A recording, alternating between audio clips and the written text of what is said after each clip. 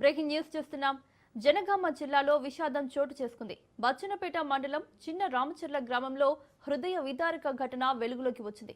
అనారోగ్యంతో బాధపడుతున్న భార్య భర్తలు పురుగుల మందు తాగి ఆత్మహత్య చేసుకున్నారు.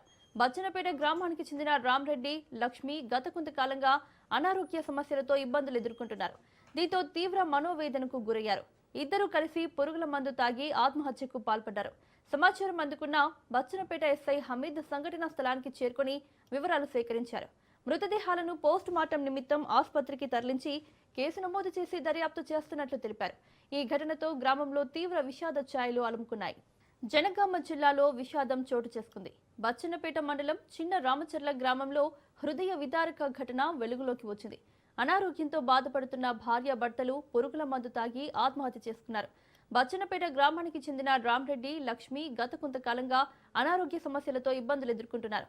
దీంతో తీవ్ర మనోవేదనకు గురయ్యారు. ఇద్దరూ కలిసి పురుగుల మందు తాగి ఆత్మహత్యకు పాల్పడ్డారు. సమాచారం అందుకున్న బచ్చన్నపేట ఎస్ఐ హమీద్ సంఘటనా స్థలానికి చేరుకుని వివరాలు సేకరించారు. మృతదేహాలను పోస్ట్ మార్టం నిమిత్తం ఆసుపత్రికి తరలించి కేసు నమోదు చేసి దర్యాప్తు చేస్తున్నట్లు తెలిపారు. ఈ ఘటనతో గ్రామంలో తీవ్ర విషాద ఛాయలు అలుముకున్నాయి.